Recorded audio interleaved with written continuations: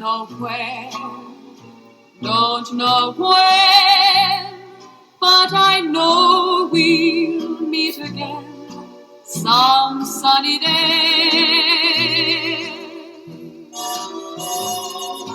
Keep smiling through, just like you always do, till the blue skies drive the dark clouds far away.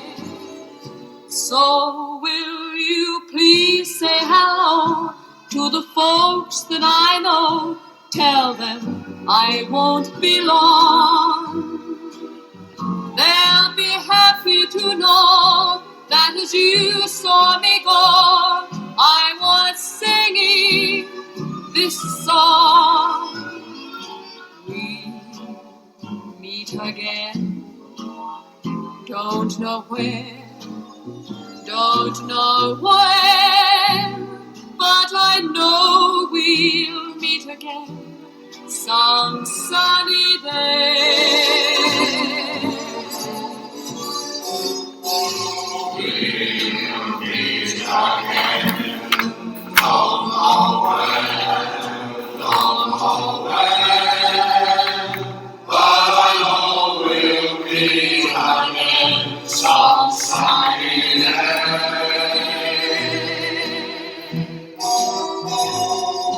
Keep smiling through, just like you always do, till the blue skies drive the dark clouds far away. So will you please say hello to the folks that I know? Tell them I won't be long. They'll be happy to know that as you saw me go, I was singing this song. We'll meet again, don't know where, don't know when, but I know we'll meet again some sunny day.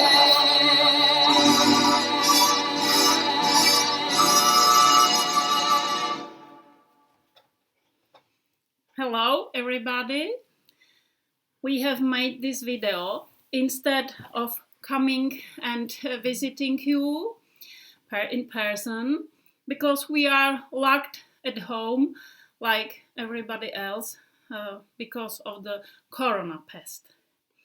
So now please let me introduce my dear friend Tom Lom, born Levenstein, who is almost 96 years old, and he is a veteran of the Second World War, and he served as a radio telegraphist and air gunner at the 311 Czechoslovak Squadron of the Royal Air Force. Tommy, I have some question. Pleasure.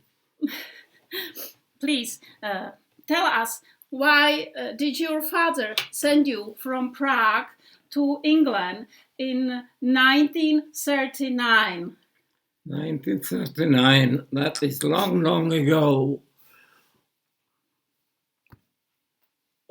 Well, in those days, the Nazi Germans expanded their rule of horror all over Europe.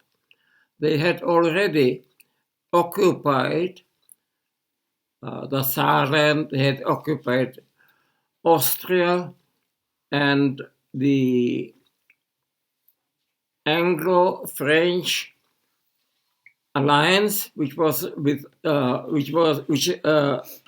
had assured our frontier regions around Bohemia and Moravia. Well, this alliance led by Chamberlain, the English Prime Minister, made a treaty with the Germans, according to which the Germans promised Chamberlain that this is their last territorial demand, and in return, Chamberlain and Daladier for France renounced the treaty they had with us and let the Germans occupy our frontier regions. My father, who was an eye doctor and ophthalmologist, had many patients from Austria, from Germany, and knew what the Nazi regime meant for Jews, and we were Jews. So he rightly came to the conclusion that evacuation from Bohemia was the best solution for us. That's why he sent first my elder brother Walter, and after that he sent me. And how did you get to England? By yourself? Well, he got the necessary permissions while the Czech region was still the lawful government of our region.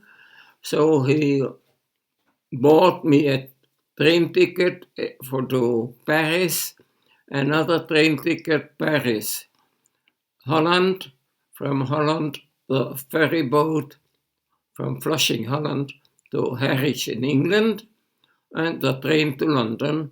So that's how I got from Prague to England in the last minute. And you were only 14 years old. Did you know any English? No, unfortunately, I had learned French, I had learned Latin, I had learned, what else? Well, I had learned a little bit French. I knew quite well, very well, German. It was your Mama Loshen, your mother language. Exactly. And English, unfortunately, fell out of my school teaching. So how did you learn English? When I got to England, I lived with my aunt from Austria, who had fled from Austria half a year earlier, and I lived there with them. But I visited a school for foreigners, which very, very, very adroitly, very well adapted their teaching so that we foreigners learned basic English for communicating as quick as possible. You learned English only in 2 months, and what was then? After that, I was admitted to a secondary school run by Quakers, and there I spent 4 trimesters, 4 terms, and then may I continue? I did my Oxford School certificate. And after then, please? After that, my father had in those days already got a job at Glasgow, at the Western Infirmary of Glasgow. So he took me to Glasgow, where I entered Glasgow University and studied for a Bachelor of Science, a BSc certificate. When you got your bachelor's degree, what was your next step? Well, it had been my ideal to teach the Germans a lesson, the Nazis, and to get as soon as possible into the fighting forces, which were fighting against the Germans. Well, and in those days, the English were surrounded by an ocean, all the European shores of which were occupied by the Germans, but no English land forces were fighting in those days in Europe. Not talking of Africa. And as I said, it was my desire to get fighting as soon as possible, and our Czech armed forces did get a chance. Those who were accepted for flying in the RAF fought the Germans right from the very beginning of the war. Okay. Yeah, when it was, Tommy, you get it in the army exactly in when you was 18 years old. When did it was, please? Exactly when our Czech embassy in London was accepted by the English as the representative of the Czech Republic, and so we had our Czech army, which was an ally of the British army. That is to say, when I was 18 years, I reported at the Czech embassy in London and desired to be accepted for flying service for the Czech section of the RAF. What year it was? That was 1943. Yes, 1943. And just as I had my 18th birthday. Mm-hmm. What courses did you pass in your RAF training? Well, to begin with, I was sent to an army camp in Cholmondeley, where I had to do army duties. But I applied for transfer to the RAF, the Czech RAF, every possible opportunity. In the end, I succeeded and was sent to RAF Cosford, where we had the basic acceptance tests. First, it was the question if I was fit for flying duties or ground duties. Well, that I passed, so I was accepted for flying duties. Then they selected which speciality we were to be trained in. My specialty? No. My idea, of course, was to be a fighter pilot, but they had no need for pilots at this occasion, and I had some idea of radio work, so they sent me to number 1 radio school, Cranwell. So you was trained as a radio operator and as an air gunner. Exactly. And what ranks did you have in RAF? When I finished my basic training, got my wing of radio, it was not radio, it was signals, and S, half wing. I, at the same time, got my sergeant's stripe, and after I served 6 months without any trouble as a sergeant, I got a crown. Have you got it? This here? Put it on the right. This flight sergeant's crown. You see where it ended. So my highest rank in the RAF was flight sergeant. Mm-hmm. And when did you enlist in 311 Squadron? As I said, I had lots of courses to do, so I got to Tain, where the 311 Squadron was based, in December 1944. And what was the main duty of 311 Czechoslovak Squadron? You mean this? Yes, this. Well, the other side. Yes, they see the picture. We served in Liberators, a patrol aircraft with a range of some hundreds of miles. This is Tom. And here you have two crews which arrived at Tain just at the same time in December 44. And there were two crews being formed. One was captained by, no, that's not him, by Simmet. And that's him, that's you. That's me, not Simmet. And the other crew was captained by Horeshi, is that right? Yes.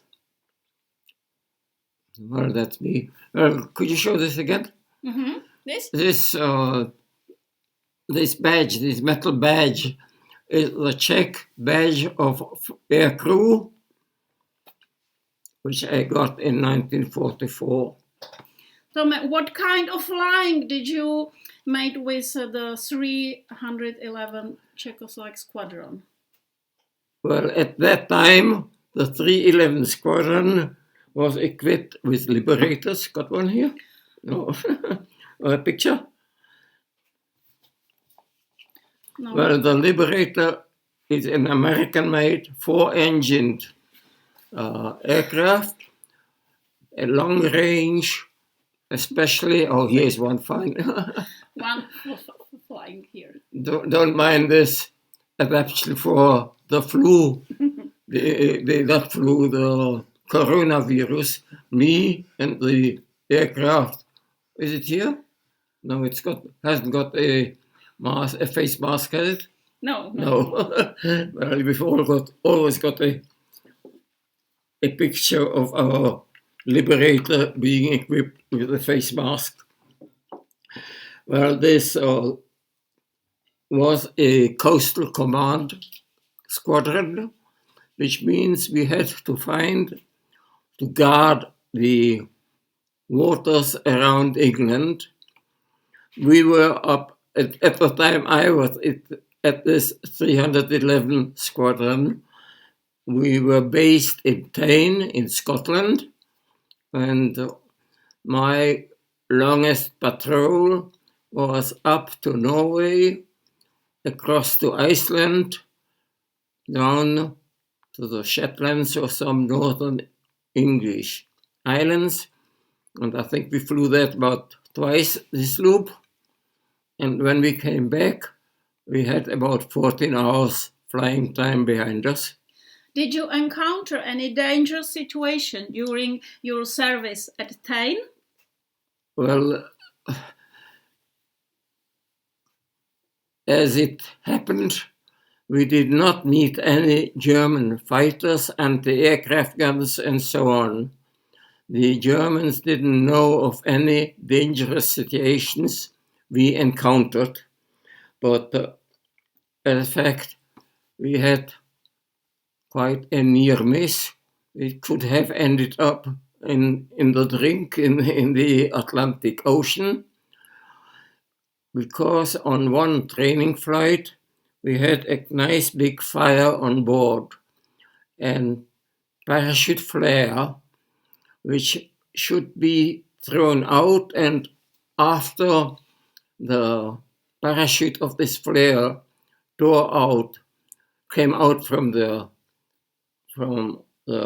sheet metal container, it tripped the igniter, and only after that did the flare take fire.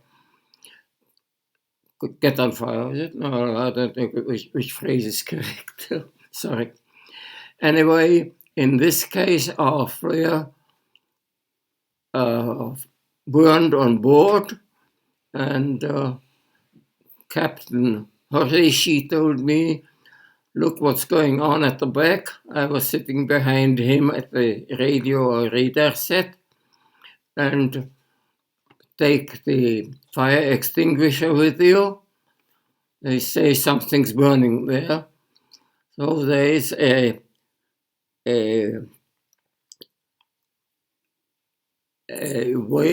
gangway between the front part of the Liberator and the back.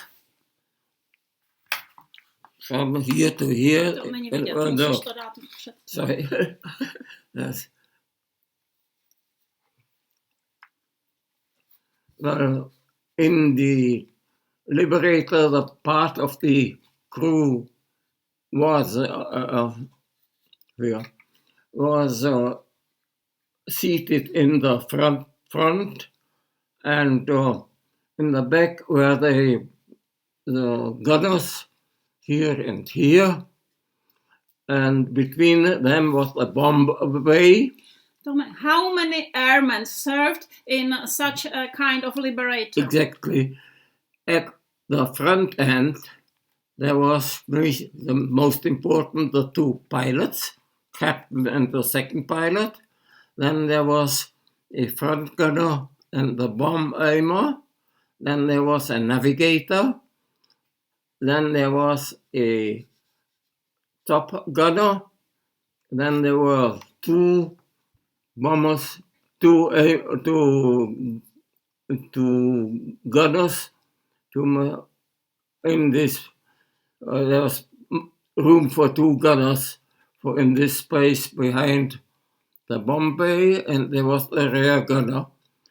Not always did we have a full crew. Sometimes we changed from one place to the other. Okay. Mm-hmm. Tome, you served only few months at the 311 Squadron, and then you were sent into Bahamas, into 111 Operational Training Unit at Nassau, Bahamas Island. Why? Exactly, that was a question. Well, it just happened so. After our operational flight, the squadron leader ordered me up to his office and told me, pack your kit bag, you are going to the Bahamas. I asked him to let me finish my service at 311 Squadron. I'm so happy to be finally at the fighting squadron. He told me, I need you because there's a new crew being formed on the Bahamas, and you are going to be the experienced wireless operator with knowledge of English, so you don't get lost on your way there. You won't need an escort to get you there. So that's why I have chosen you. So go packing your kit bag and get going. Well, that was an order, and orders are not for discussion. At the 111 Operational Training Unit, you served on Mitchell B-25 and on Liberators B-24. Did you have to encounter any danger situations there? Well, during the war, most of the pilots were trained in Canada and similar places, remote places, and in those training units, they had aircraft. Well,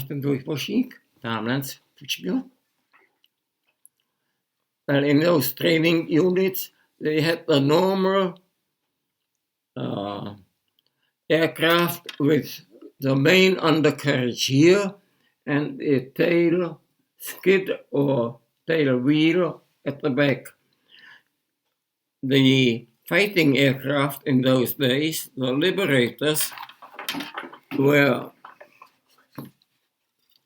had a tricycle undercarriage.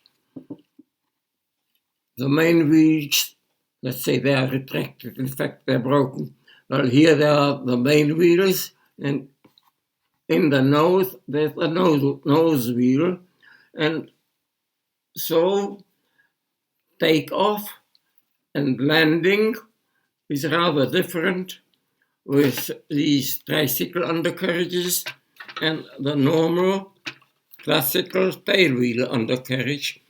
So the main reason why crews were formed on the Bahamas operational training unit was that the pilots had got to adapt themselves to these tricycle undercarriages, and because there was an aircraft called Mitchell B-25, which had this undercarriage, this tricycle, and in principle was very similar to the operational B-24 Liberators. So at the operational training unit, the core of the crew was formed flying Mitchells, 2 pilots, a navigator, a radio operator. I think that's all, perhaps 2 radio operators, air gun or something like this. A small crew of about 5 people trained on Mitchells. When they passed this Mitchell training, B-25, they promoted to training to flights on 4-engine Liberators. Ja shouldn't be yeah. And on these Liberators, we had another training course which ended after another 2 months. Did you encounter any danger situation, please? Well, we had 1 or 2 near misses on the Bahamas too. One was when on the Mitchell, I was as the wireless operator air gunner situated behind the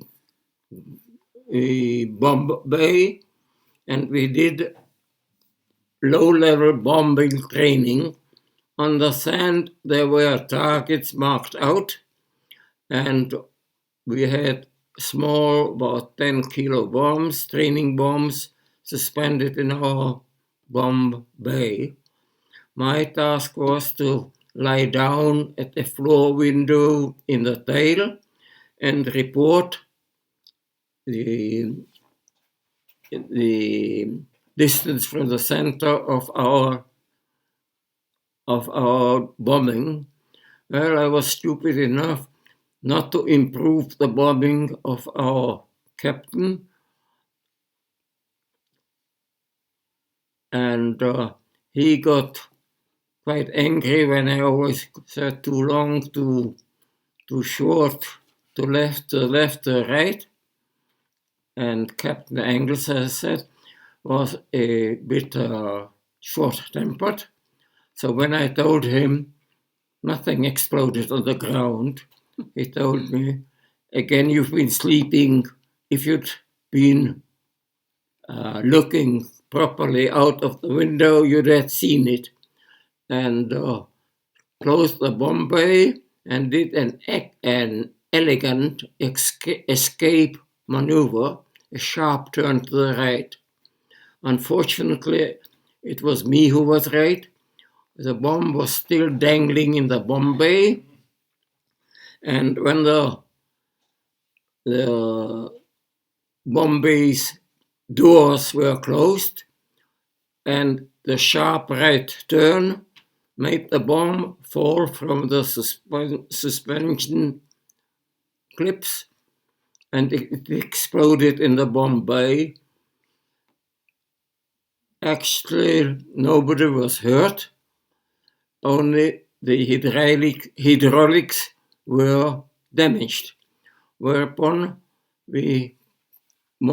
captain wanted to land with only half the undercarriage locked in place. The right wheel came down, the front wheel was lowered too, but the left wheel was dangling unlocked. So he did all sorts of maneuvers to get the left wheel locked too, which he didn't succeed. So he came into land as slowly as possible, only on the right wheel and the front wheel. And when he lost speed, the left wing came down on the ground. We circled around about 3 or 4 times before the plane came to rest. Okay? Thank you. Tom, during your service at Nassau, the war in Europe ended. Why did you not return to Europe immediately? Well, it wasn't my choice. We were serving on Liberator planes, and the Americans were fighting with Liberator planes against the Japs, the Japanese. And we were expecting to be transferred to the Pacific Ocean War Theater. In the end, the Americans decided to finish the war without me, which I wasn't really sorry for. They dropped 2 atomic bombs on Japan, and the Japanese Emperor Hirohito signed an unconditional surrender. That was my end. And when Japan surrendered, why did you return to Prague, and why did you not stay in England? That's a good question, but well, I had the opportunity. Otherwise, when we signed our allegiance to King George, there was a formulation. It was formulated as that we shall be in the RAF Volunteer Reserve for the duration of the present emergency, and provided we didn't get punished for some serious offense, we would get the permission to choose English or Czech nationality or allegiance after the war. Well, I was at home here at Prague, and when our 311 squadron ended the war at Prague, I got discharged here, and I stayed here at Prague. And did you meet your Czech family again after the war? Well, there wasn't so much of them. Many of them had emigrated to England. Many of them had served in England, and after the war, I practically didn't meet any of them here. And what did you do after the war? Well, after the war... Until today? Well, first of all, I had to get out of the army, which I did as soon as possible, and got leave for studying purposes. I believe I'm still on leave. And I signed up for the studying experimental physics at Charles University, especially vacuum technology and electronics. That was my work from beginning to end, and I very much liked to work on these problems. And do you have a new family? Yes, I married not long after discharging from the forces. We had, with my wife Bozhena, we had 2 kids, a boy and a girl. And well, there's lots of them. How many of what? Who are now pensioners as well. And you have 4 grandchildren and 6 grandchildren. That's changing so often. I often get lost in it. And how do you live now at your age, almost 96 years? Well, when my wife died some 6 or 7 years ago, I thought that was the end of my life too. I was prepared to go to the crematorium, to the place where here in Czechia dead bodies are disposed of, and I was prepared to go there for a self-service. Well, but in the end, I didn't, as you see, so I'm still alive and kicking. And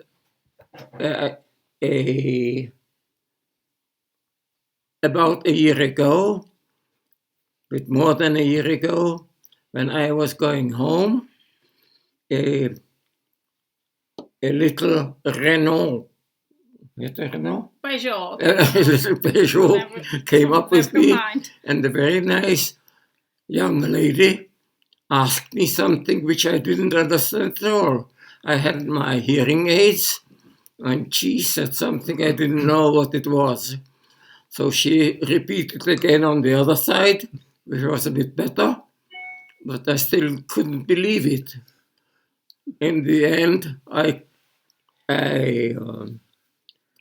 found out that she was looking for some chap called Lom, who had served in the Air Force and who was living somewhere about there. Well, I burst out laughing and asked if I wouldn't do that. I am also Lom, I'm also ex-RAF veteran, and so we did get friends. I got that book. Yes, I do. She's written a wonderful book about Wellington, see him, which was badly damaged hereabouts and made a forced landing somewhere near here. And after the war, he was transported to a hangar where, as aeroplanes between themselves always do, he told the little aircraft around him, all youngsters, all about the Battle of. Well, and in this hangar, 2 boys made their hideout in the fuselage of a Wellington. Here you see them playing about with the radio station Marconi. Well, that's the basic of it. The Wellington bomber tells his aeroplane friends all about World War II, what was before it and what was after it, which is a question today's kids know very, very little about. And the book is extremely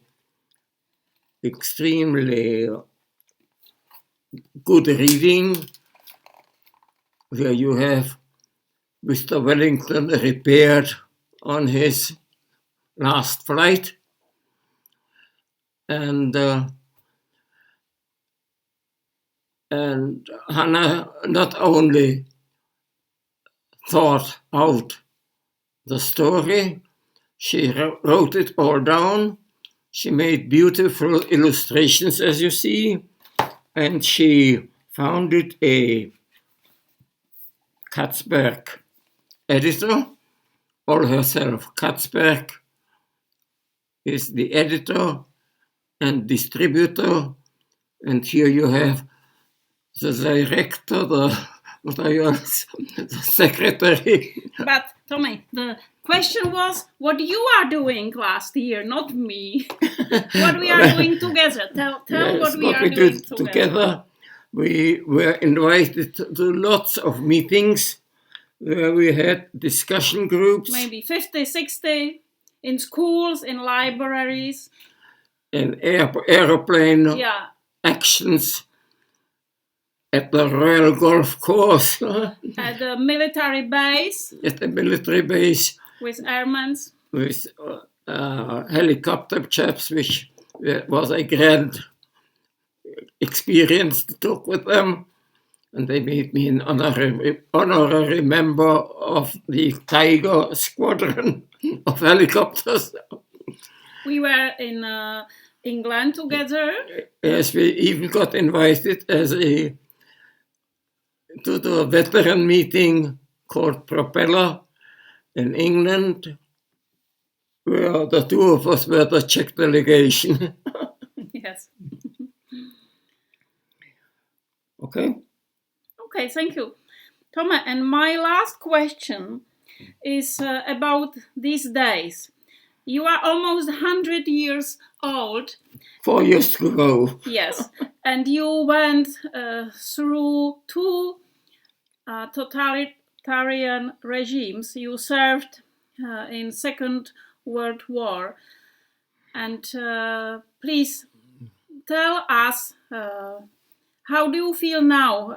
Do you feel any danger? Can you compare the situation now and then? And what would you tell to us who are born into a peace and we have no experience with any kind of catastrophe? Well, this corona pest is really something comparable to the worst experiences I have. Nothing we can do except really try to not to endanger our fellow men, fellow people, and to prepare and to be ready for worse situations, but hope they'll be better. Okay, Thomas, thank you for everything you did for us and for the peace and for this world. Thank you, and I wish you Admeav Esrim Shana to be alive to do 120 let.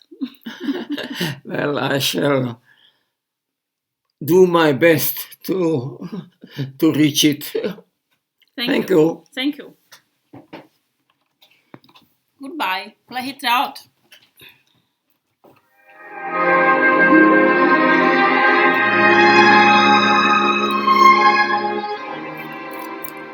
There'll be bluebirds over the white cliffs of Dover. Tomorrow, just you wait and see. There'll be love and laughter and peace ever after. Tomorrow, when the world is free,